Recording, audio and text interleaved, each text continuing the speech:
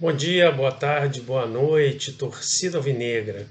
Aqui mais uma vez com vocês, Fábio Rocha, da Rádio Botafogo, para mais um episódio da nossa série Histórias Alvinegras.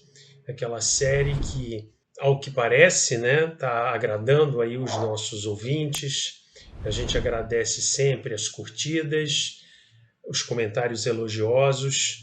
E todos nós sabemos que a nossa história ela tem muitos capítulos a serem contados, tá certo?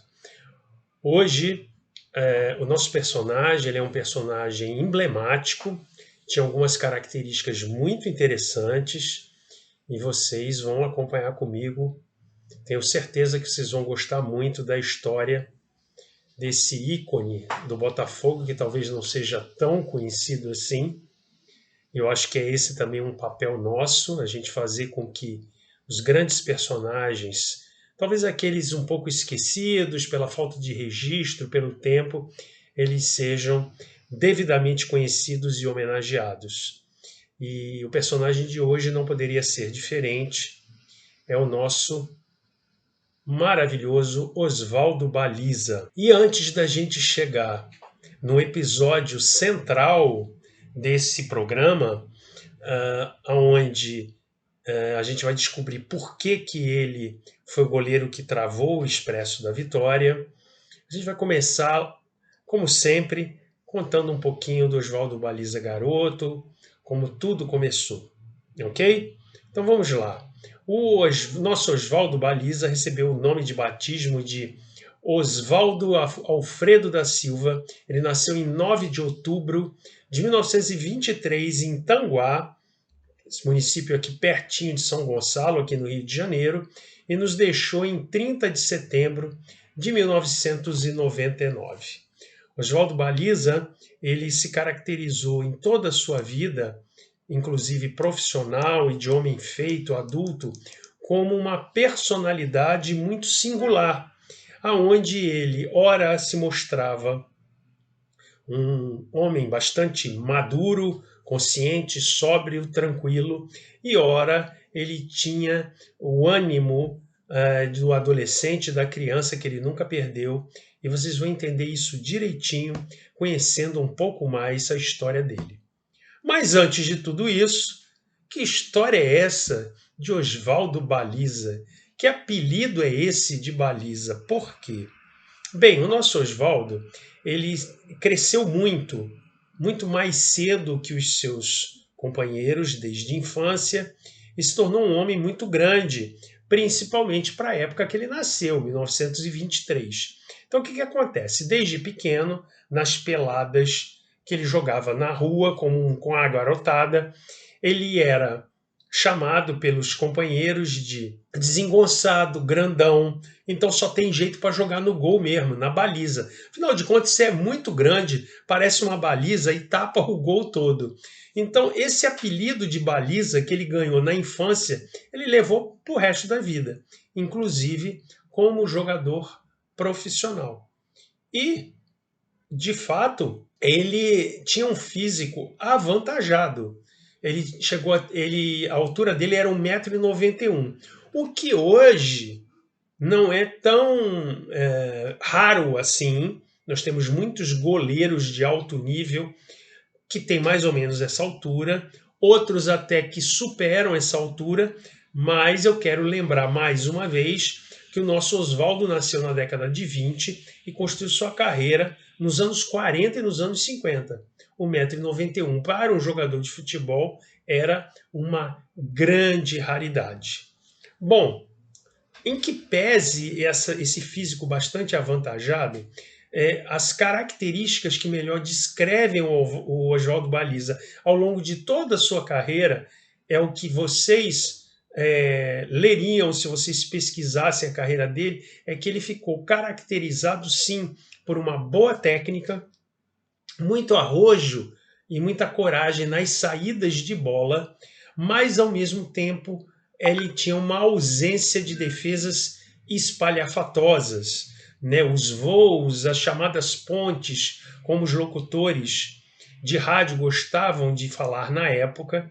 Então ele primava muito mais pela sobriedade e pela excelente noção de colocação e reflexos apurados. Então ele praticava a defesa com mais simplicidade. Isso era uma característica que, inclusive, espelhava a maneira de ser do Oswaldo enquanto homem, ok? Mas, como eu disse há um pouquinho de tempo atrás, ele tinha uma característica muito singular. Ele tinha essa sobriedade, essa postura muito madura, porém, em certos momentos, ele se permitia a praticar aquele espírito jovial, juvenil, de adolescente, de criança, que ele levou para a vida dele inteira, né? Então, assim, quando a gente pesquisa também a parte de arquivos fotográficos dele, ele, via de regra, está sorrindo, está com um semblante para cima, alto astral. Então, o que, que acontecia? Ele sempre disse que como é que ele extravasava a tensão que acompanha o goleiro ao longo da sua carreira. Convenhamos, é verdade, né? Pela responsabilidade que um goleiro tem, por mais experiente que ele seja, sempre ele leva consigo um pouco de tensão. E como é que o Oswaldo extravasava isso? A cada gol. Então, os torcedores do Botafogo da época, e os adversários também, verificaram que cada vez que o Botafogo fazia gol, ele saía correndo da baliza e ia lá pular nos companheiros e comemorava junto, vibrava como um torcedor, tá?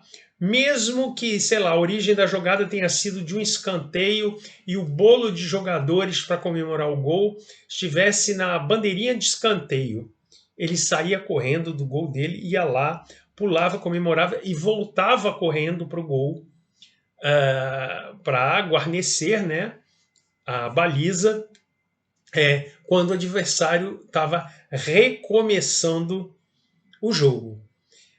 Dizem que na época alguns torcedores entravam em desespero porque achavam que não ia dar tempo para ele voltar e que algum dia ele iria se dar mal porque os adversários iriam reiniciar a partida e ele ainda não estaria no gol. Mas isso nunca aconteceu na carreira dele. Bem, essa carreira vitoriosa, ela se iniciou quando ele jogava no Ipiranga de Niterói. Ipiranga, escrito bem à moda da época, com Y inicial, tá? E aí, ao jogar nesse time de Niterói, ele foi convocado para defender, ser o goleiro da seleção do estado do Rio de Janeiro de 1943. Lembrança histórica para todos que não estejam muito familiarizados. Não esqueçam que a unificação geográfica do estado, então estado da Guanabara, que tinha uma única cidade, Rio de Janeiro, com o antigo estado do Rio de Janeiro, cuja capital era Niterói, Tanguá, onde ele nasceu, também era nesse estado do Rio de Janeiro. Essa unificação ela só ocorre em 1975. Então, o Oswaldo ele era goleiro da seleção do estado do Rio de Janeiro no torneio de seleções, jogava com outros estados, né? Inclusive o estado da Guanabara, ok? Bem, as excelentes atuações que ele teve guarnecendo o gol da seleção do estado do Rio de Janeiro de 1943 fez com que o Botafogo o contratasse ao final deste torneio de seleções, ok? Então a gente pode ver que aos 20 anos recém-completados de idade, ele passa a ser goleiro do Botafogo, ok? Ele estreou no nosso time principal num jogo que para nós alvinegros a gente sempre vai deixar marcado na história, tá? E a gente tem que sempre lembrar, tá certo? Qual foi esse jogo? 8 de março de 1944, em São Januário, contra o Flamengo. O jogo terminou 6-2, tá? Antes que vocês pensem, não é o famoso jogo do Senta, mas foi um jogo de 6-2, onde o nosso trio de atacantes, cada um marcou 2 gols. Quem? Afonsinho, Reginaldo e o genial em todos os sentidos, pela técnica e também pelo gênio, Heleno de Freitas. Cada um marcou 2 gols. Bem, o Baliza então estreou em 44, ficou dividindo, ora como titular, ora como banco para o Ari, o nosso goleiro, que era vamos dizer, o titular inquestionável até a chegada do Baliza. Mas em 1946, o Oswaldo passa a assumir a titularidade do Botafogo, posto que ele ocupou na maioria dos jogos até 1952. Portanto, nesse período, ele vestiu a nossa camisa por 258 jogos. Conquistou alguns títulos pela nossa equipe de aspirantes, tá? Lembrando, a estrutura do futebol era diferente, o torneio de aspirantes era um torneio importante, né?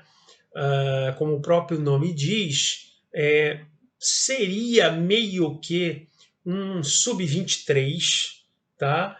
Mas na verdade, apesar da maioria dos jogadores serem jovens, e o Oswaldo o era na época, o torneio de aspirantes nada mais é do que um torneio oficial entre os principais clubes, mas como se fosse um time B, pelo próprio nome, aqueles que aspiravam subir a equipe principal e serem titulares. Então ele foi campeão carioca pelo Botafogo de aspirantes em 44 e 45, foi campeão do torneio início de 47, torneio início esse era muito característico da época, que era o dia inaugural do Campeonato Carioca, onde você tinha um dia inteiro de futebol e era um torneio de um dia, com todas as equipes jogando, quase que num modelo que a gente vê aí quando a gente aluga um campo, né? 15 minutos, quem estiver ganhando sai,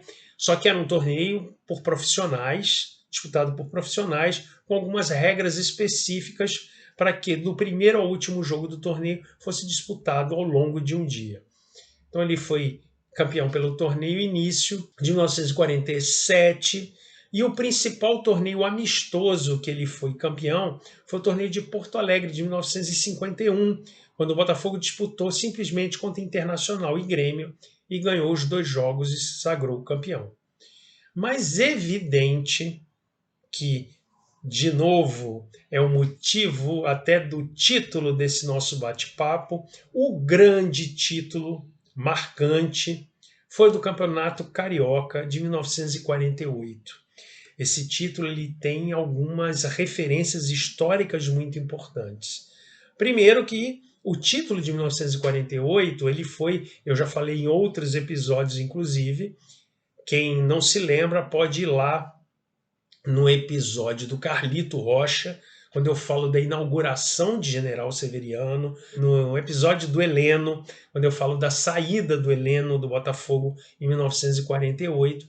Então, Oswaldo Baliza era o goleiro do time campeão em 1948, que foi o único título que nós levantamos jogando em General Severiano, mas teve todo um ingrediente especial, porque a gente jogou com o então tido como invencível esquadrão vascaíno, apelidado de Expresso da Vitória.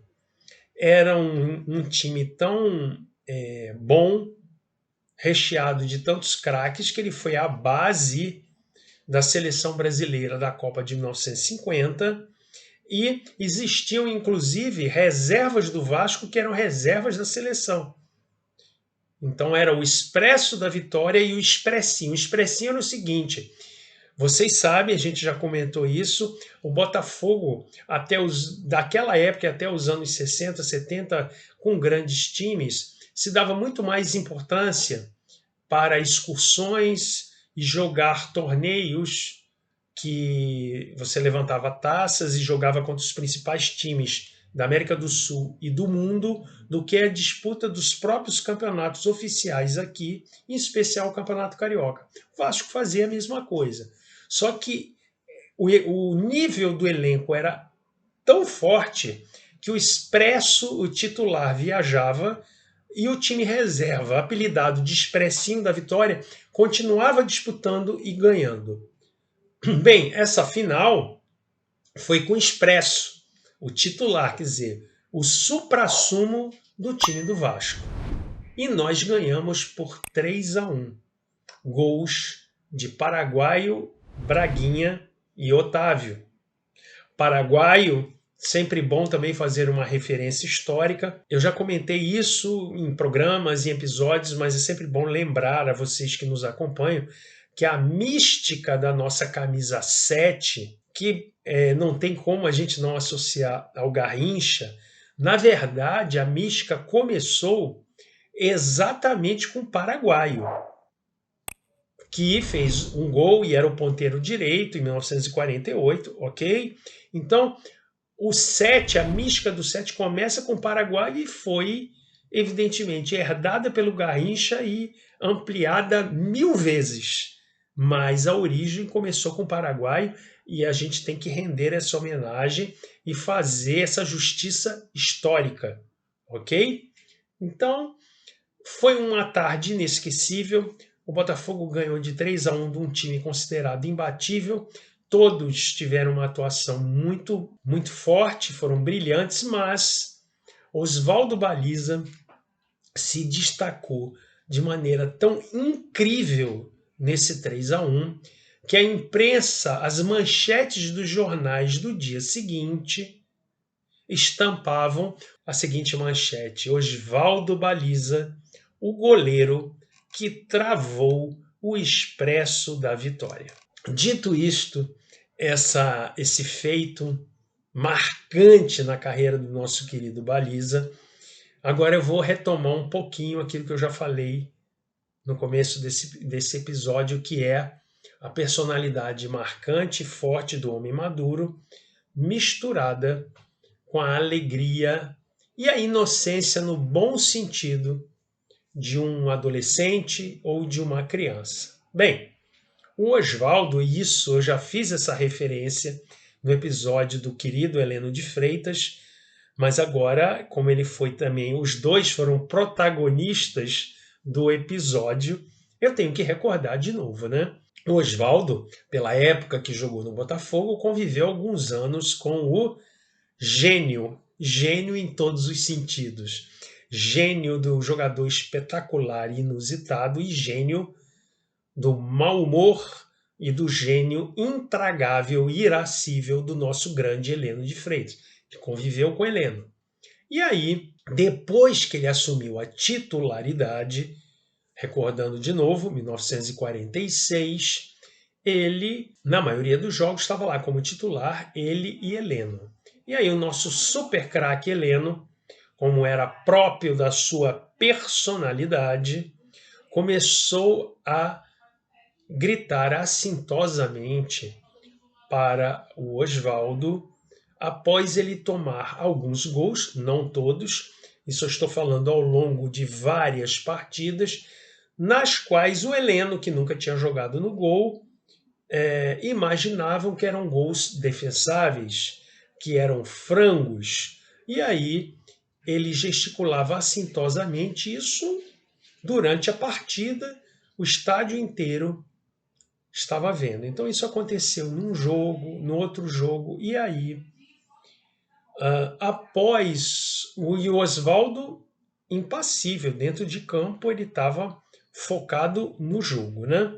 Bem, após uma reclamação muito assintosa que o Heleno fez no segundo ou no terceiro jogo que esse episódio se repetiu, no vestiário, o Oswaldo Baliza cercou o Heleno assim num canto do vestiário e, segundo a pesquisa que a gente faz, a conversa que se desenrolou foi mais ou menos a seguinte: Heleno, eu não sei jogar na linha, nem você no gol.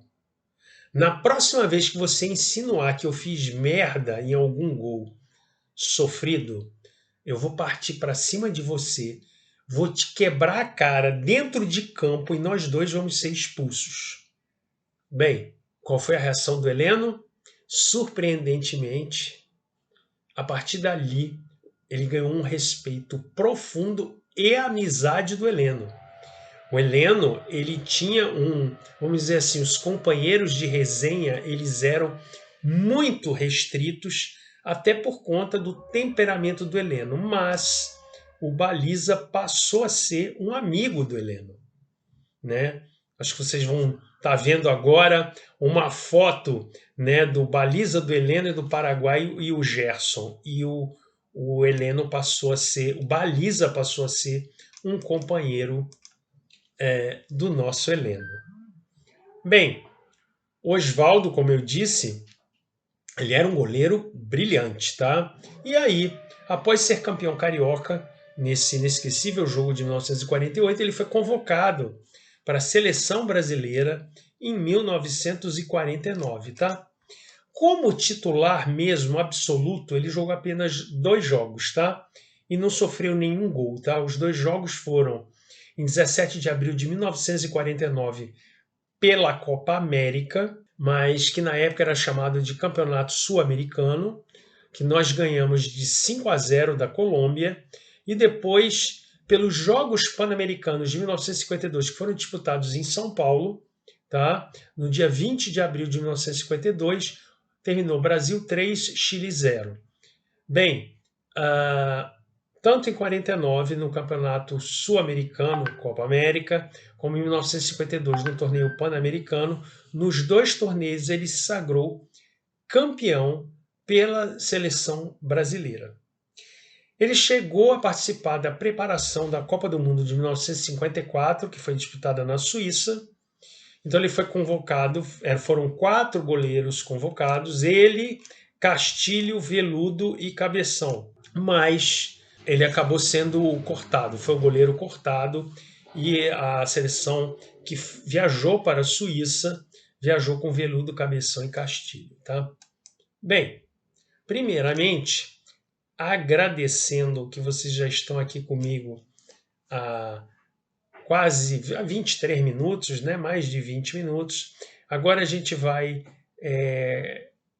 chegar ao final do nosso episódio do grande Osvaldo Baliza, contando o caso mais emblemático e mais engraçado, aonde eu acho que aí vocês vejam, eu falei primeiro daquela questão da comemoração dos gols, aonde ele era um adolescente e aonde ele teve uma postura de homem maduro que sabe o que quer e que pede respeito no episódio do Heleno. Então a gente foi de um extremo ao outro, o adolescente e o homem maduro que exige respeito.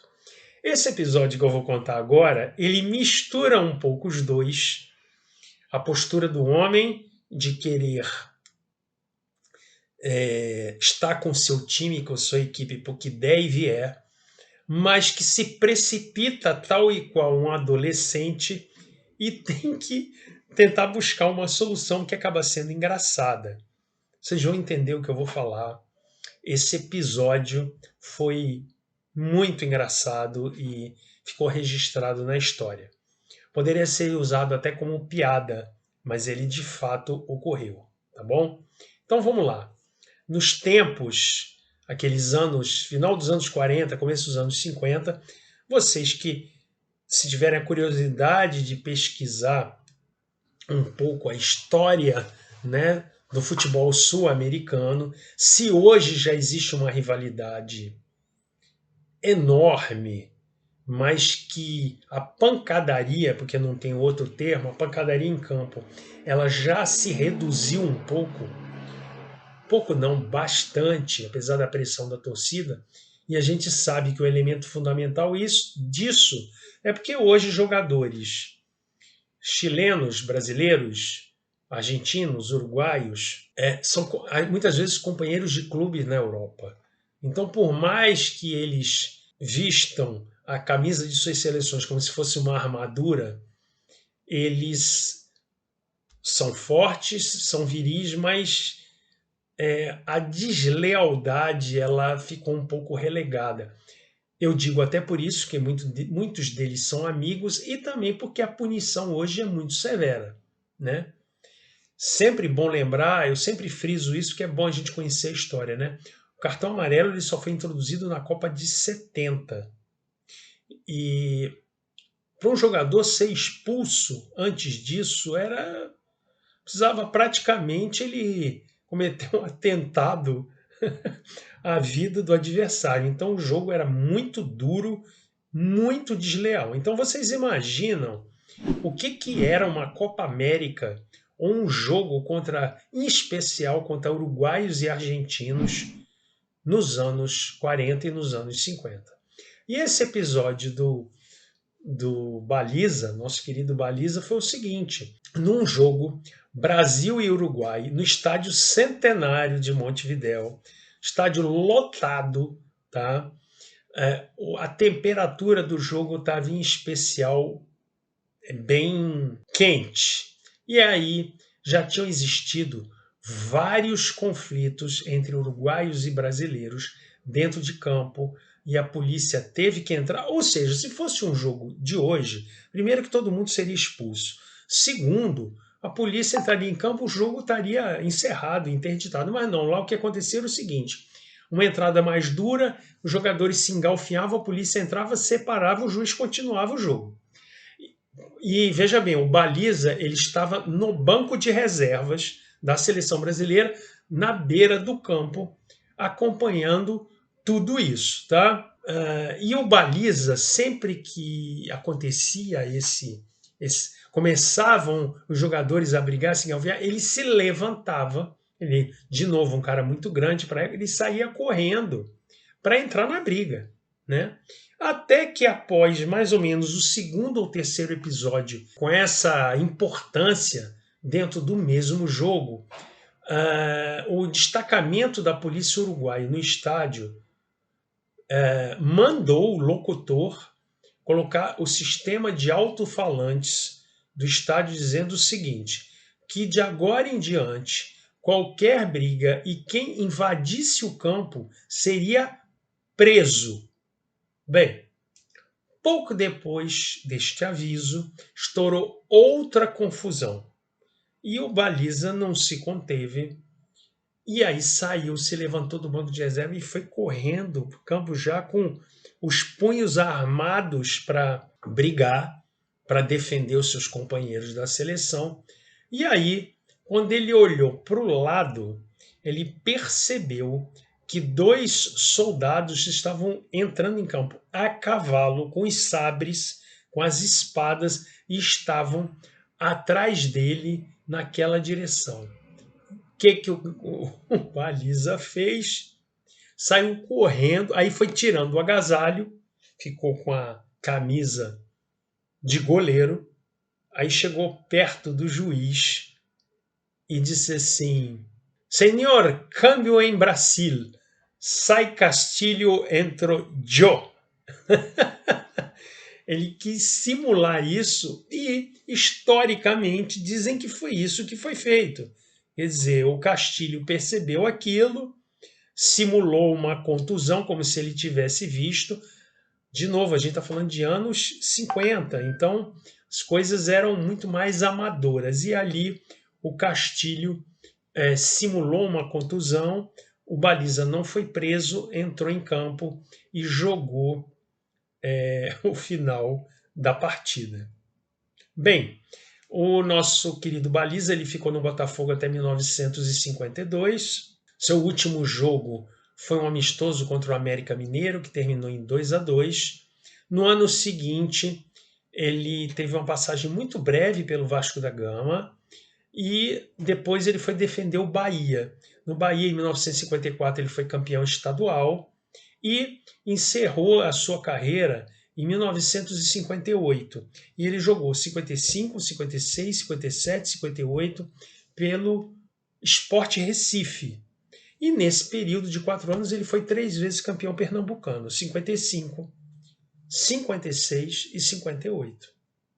Bem, é isso que eu estava querendo comentar com vocês do nosso querido Baliza, após mais ou menos meia hora de programa, de bate-papo, 31 minutos para ser mais exato. O que eu posso dizer? Eu agradeço a companhia de vocês, espero que essa personalidade e essa história do Baliza tenha sido interessante para vocês. De novo, um cara grandão, mas de coração muito puro, uma alma muito boa, um dos jogadores prediletos eleitos pelo Biriba. Tem até uma foto aí dele com o Biriba, né? Um cara que difícil achar uma foto em que ele não esteja sorrindo, um cara de bem com a vida. Então, dentro das nossas convicções, eu sei que aonde ele está muito bem, deve estar sorrindo. Olha que Baliza, foi uma modesta homenagem da torcida alvinegra e você vai estar para sempre nos nossos corações, não só pela tua postura, pela sua personalidade, como pela atuação inesquecível do homem que travou o expresso da vitória. Não é super-homem, não era super-homem, mas travou o expresso da vitória. É isso. Em nome da torcida alvinegra, obrigado, Oswaldo Baliza, e a vocês que nos acompanharam até este momento. Agradeço a companhia e a gente se vê logo mais num próximo episódio do Histórias Alvinegras. Muito obrigado. Saudações alvinegras.